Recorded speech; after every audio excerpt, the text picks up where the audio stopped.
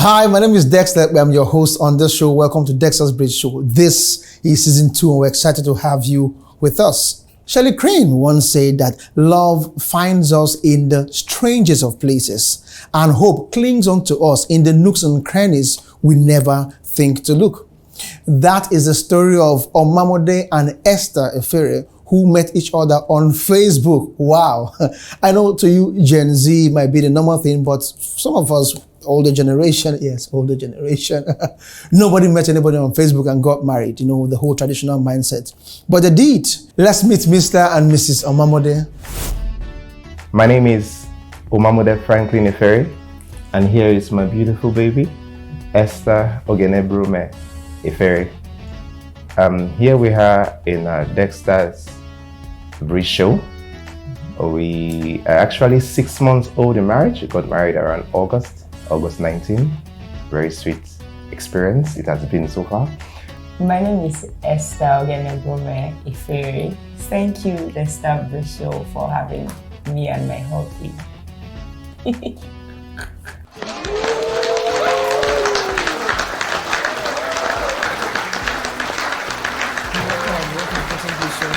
Welcome. Sit down. Thank you. How you doing? Welcome. Sit down. Thank you. Good to have you here. Thank you. So, Omamode, what are you looking for on Facebook? And just while in overtime, the nature of my job doesn't actually give me time to go around. So, basically, before I got married to Esther, I'm married to my phone. Oh wow! Wow! And at the time, I heard the two of you were seeing different people, so you didn't think anything would come out of? No, not at all. Not at all. We didn't actually see this coming. It was not a plan. We were just friends, good friends, dating our separate partners at the time. So Esther, at what point did this switch? Did he really switch? He did not switch until he came up with this proposal thing. I didn't take it serious in the first place. I thought he was joking. In fact, even when with the wedding preparation, I thought no. I thought it was someone That was a prank. No, I thought I was getting those things for another lady, actually. Like, I didn't know. Wait. Okay, I think there's a part of this gist that we are missing. Okay, let's take like some step back. So how did he build it up to that point where you didn't know what was going on? We are friends, very good friends. So because based on that friendship level, I didn't think he would come for somebody like me, in quotes. So when he said, let's get married now, and we're like, just like that? Please, please. And then we are going to see your mother. Really? I said, okay. I was just saying, okay. I said, let me just play along. So I was playing along, introduction. After the introduction, and I said, okay, maybe that one is just for fancy. Then it was time for bridal shopping. I said, I'm shopping these things for another lady. Let me just do it as sacrifice. Oh, no, this is huge. And I kept telling him, I'd be like, I didn't think this this was real. After our civic marriage, I said, this is real. I said, okay, no, let me just hold on. I said, let me just hold on. Civic marriage will not just make me change my mind. Let me just hold on until the day of our child, and it's actually me dressing up, paying for my bride price, and then wow, and then it's the white wedding the next day. Okay, and then it became very real. That was when it dawned on me. I said, okay, it was me. But I still told him that I did not believe. So, and while she was going through her phases of unbelief, I would say, were you not discouraged? No, I told her in 3 months we're getting married. Just like that? I told her that in May. And it didn't actually seem like it, so in every aspect. So we're just there in the house. I told her, you go to see the chairman of the marriage planning committee what the things, criteria to take. And we're getting married in 3 months. And then she goes and she was busy with her phone, and she goes and says, were you talking to me? I said, yes, I'm talking to you, and I need the information this evening. That was a Saturday. Wow. Okay, were two of you attending the same church? Yes. Yes. We fellowship in the same church. All right, so now I said, I need the information this evening. And she got back to me, and I went that same Saturday night to meet the pastor in question. I sent my lady down here to get some inquiries. And he said, yes, she did, though she was not seeming serious about it. I was it. So when she came on the errand that you sent, I said, yes. So she said, when are you planning? I said, can it work within 3 months? He said, yes. Can I pick a date? He said, yes. I said, August the 19th. He said, that's fine. And I said, that's going to be. I had a trip then to Saple, and I sent her some funds. I said, go get some stuffs. That was before the introduction. I said, this would be the stuffs for the trad or the wedding. And she said, okay. And I said, we're going to see your father. We went to see her father.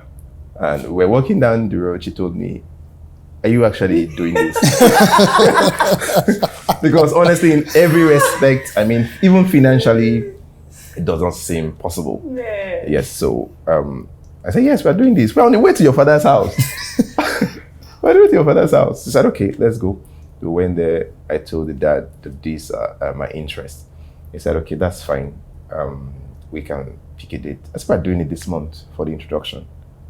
And I want the list for the diary on the day of the introduction. And the father was like, you people have discussed this, but your friend, she didn't tell me. She just sent a drink that you sent over. I said, well, we're doing that. Please, I need this list ready. This was in 2 weeks. I said, I need this ready. We were doing it next 2 weeks. He said, okay, no problem. So we went on to the traditional, to the introduction, and I asked them for the diary list. And the father said, I thought you were joking, although I went to my brother. So everybody in the family thought you were joking. Yes, even when I took her over to my people back in Saple, they were not. Okay, they thought people were joking. They were like, you're serious? I said, yes. Actually, I've just brought her here to tell you this is going to be my wife in 3 months. So you have to get your relationship all together. We are going for the introduction in 2 weeks. You're coming over to Asaba. I'll pass you the necessary duties and make all the plans. And my mother was, okay. Really? Are you ready for this? I didn't see it coming. Just escort me, accompany me. Your son is getting married. Okay. Before I went to meet my mother, I'd gone to meet my father representative, my dad's eldest son, and I told her I've made all the plans. I just came to inform you. So get ready in 2 weeks. You're coming to Asaba. I said, okay, my son, I'm coming. You don't see, you never cease to surprise me. No problem. But I know maybe you're joking somewhere. I said, right, you're getting my son. Your son is getting married. The joke factor again. Yes. He said, I know you joke a lot. I said, but okay, we'll come to the introduction and let's see. Don't go and embarrass me. They were actually coming to see. So the family were actually coming to see. Yes. They did not expect what they actually now saw. So they came over to Asaba. We all sat down. I said it has to be very, very brief, straight to the point, very, very silent, and look like a joke too. Very few persons. Very few persons. I said I don't want more than 5 persons from my family, and I gave them the details, the people I want, and they came over and we got the diary list. It was massive. I'm not wondering. That's where the joke ended. That one didn't look like a joke, I guess. I'm not married an Igbo girl. I know my family they were all looking at me in picture like, we told you this. We told you to joke about things like this. So I told our father representative there, and I told all of them. I said, okay, we're coming over in a short period of time. They said, okay, no problem. We're waiting maybe in 6 months or in a year. Just take your time, son. I said, no problem. We'll come for negotiation. And as we were just leaving, I told my uncle, I said, I need you over to join me to the lady's house to negotiate this. He looked at me again and said, yes, August. I'll fix the dates in the church. I'm like, are you really ready for this? I say, yes, I'm doing this. The girl is wise. She's my friend. She's my good friend. I'm so positive and I feel good about this. Now or never. Now there were all the challenges coming up, you know, how it happens, challenges. I maintained the calm all the way. Yes. I have decided it is going to be August. The wedding, 19th. Any other thing people want to do has to be between May 27th And 19th of August August. 18th. Okay, 18. It doesn't have to go to Yes, 18. yes, I said so. I don't want any. If you want any to do anything, it has to be between the morning of August 19 before the church wedding. So I told the pastor we start what's it called? Premarital class. counseling. Yes, Yes. counseling class. And then we went on with the counseling class, and she kept asking me, "Are you sure you can do this?" I said, "No problem." We go with the covenant, the seed. That's our route. Supply will come. Great. And that's how we got with God. And I remember a lot of temptations kept happening, and I maintained calm. We're doing this, baby. We're doing this. And a week before the D-Day, Sunday, she called me and she was so heavy. She was tired. We had like 60% to go. I said, we're getting married this weekend. You don't know. How? I get married this weekend. Oh, I just get ready for church. Let's go and sit in church. And Man. 3 days before that same week, from the farthest point, supplies kept coming. Do we plan earlier? And we didn't do something so big, but it came out bigger than we expected. Yeah. With God's help. And it was all a success. Understanding, peace, top notch. So I think at this point I dropped this quote that true love always seems like a joke. We'll be back after this break. Don't go anywhere.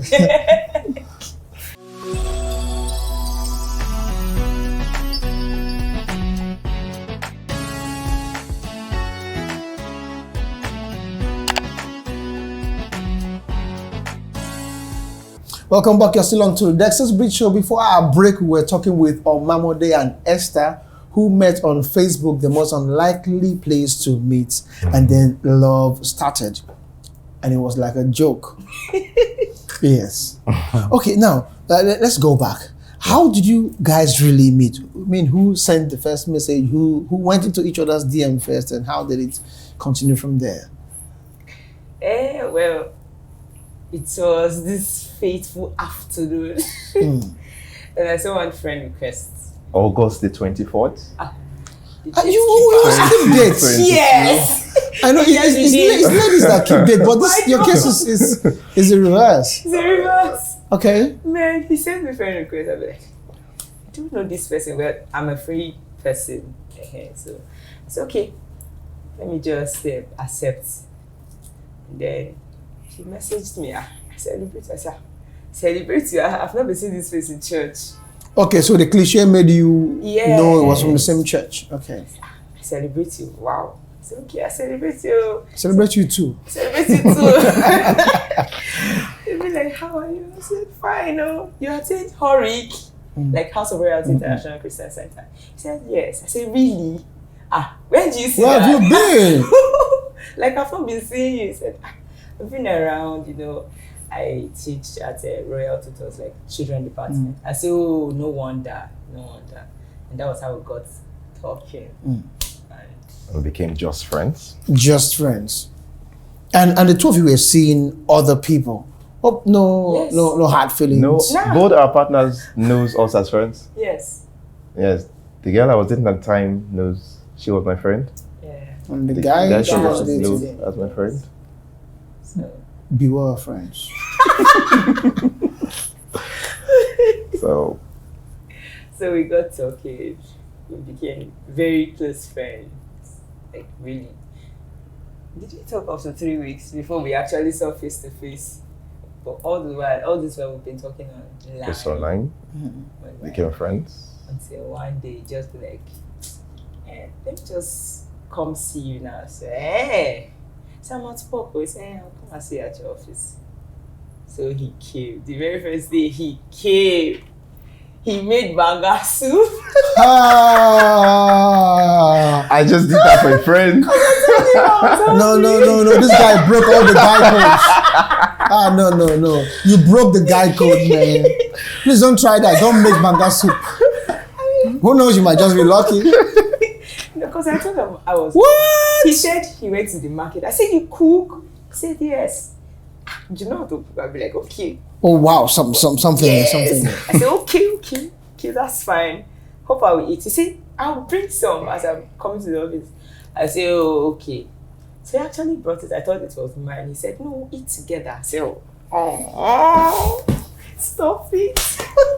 This guy knew all along what he was doing. He knew what he was doing. Man, I was kidding. I said, you made this food. You may say yes. So, And you believed him? eh? You didn't think maybe you want to buy from him fast food or something? Okay, homemade.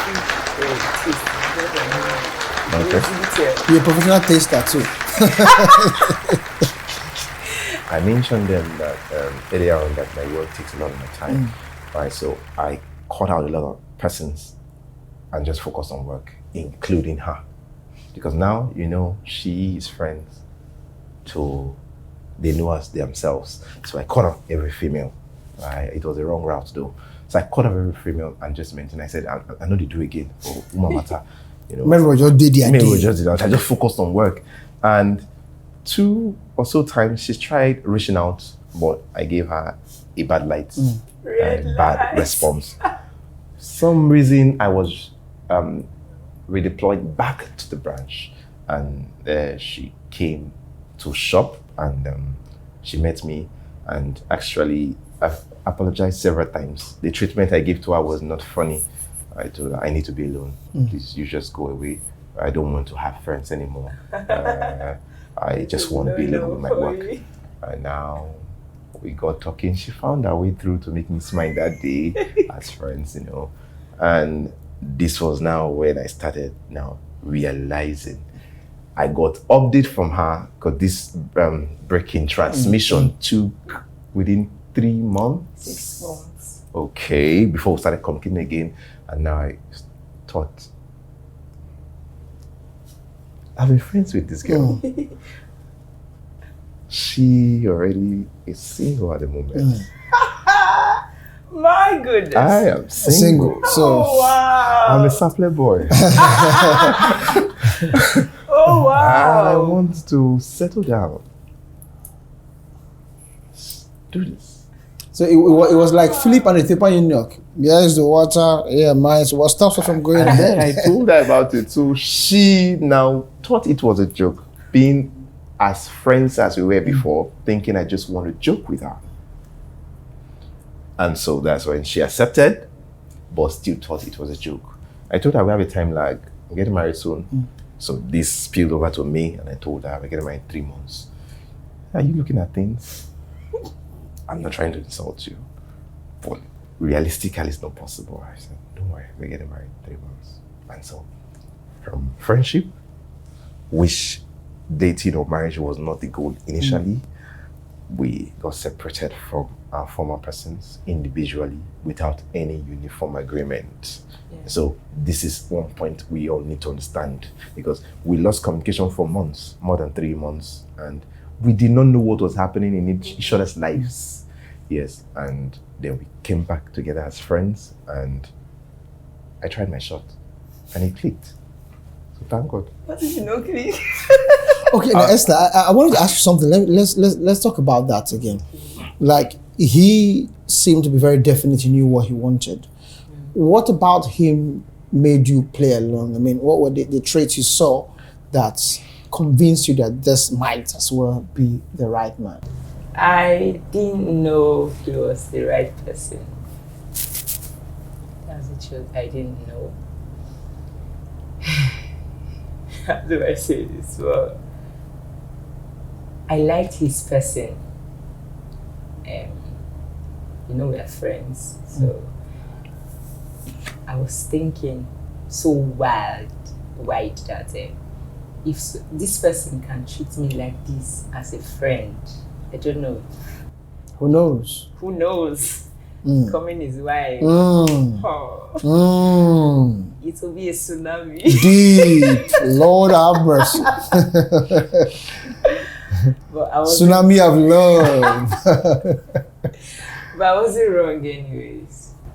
I wasn't wrong. And I just, it got to a time where we were dating. I had other suitors, of which he's not aware of. Revelation 3:32. I had other suitors. I had about 3 or 4 of them. Like I had to choose. And you know what they say, hey, go and pray to God. Me, I went to pray to God. Though. I did not say, God, tell me which one. I said, God, I want this one. Do you get? I was specific. I called his full name, Omamode Franklin Efiri. So when what I prayed for was coming to me, I did not now believe. It was actually coming. So I was specific at some point. Like, this is what I want. God, just give me this one. No worry. Even though say it turned out wrong later, I'll take responsibility. Seriously? Yes. Seriously? I did, because 3 or 4 suitors aside him, I tell you, they were okay when I mean, especially financially. But I said, that's not what I want. I rather go for someone that I'm being friends with, that my spirit accepted, than to go for someone and now start afresh.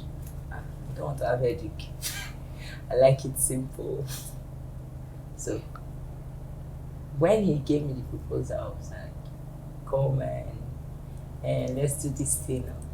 I said, okay. First 3 months of our dating, he made mention of getting married. I was like, how? He said, as if he understood my language, he'd be like, okay, let me not bore you with marriage stuff. Let's just be dating first. Until after 6-7 months, he'd be like, let's marry you. I'm really, really serious. I said, okay. In my mind, let me play along.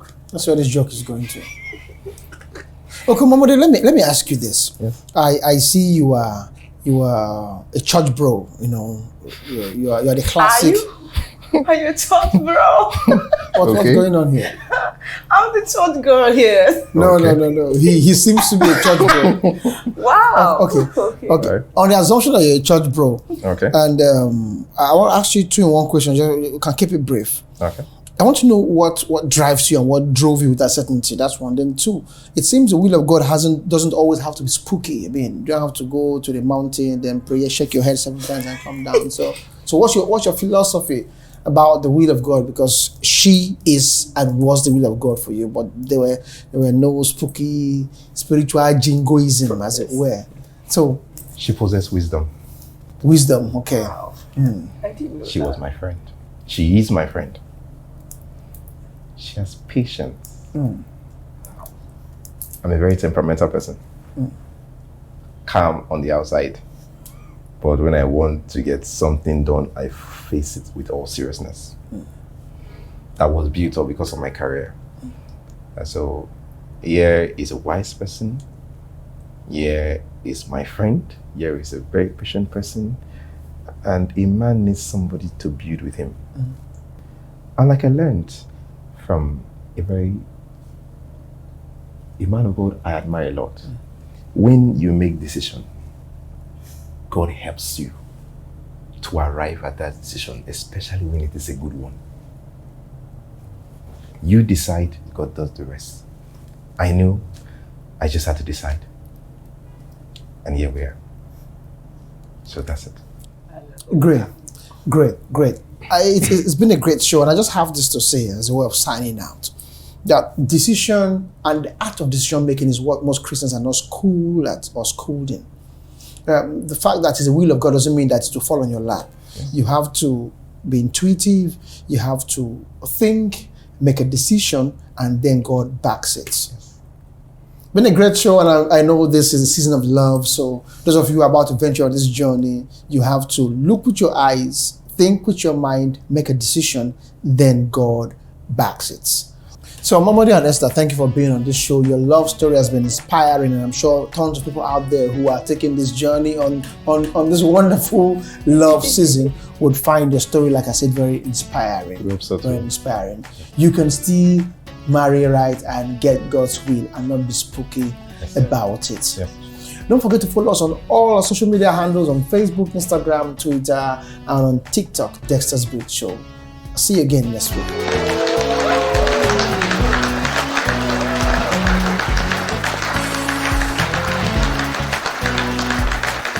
I hope you enjoyed and learned from that story. Feel free to reach out to us on all our social media platforms to be part of this show. You can subscribe, like, share, but most importantly, click on the next episode for more life-changing stories.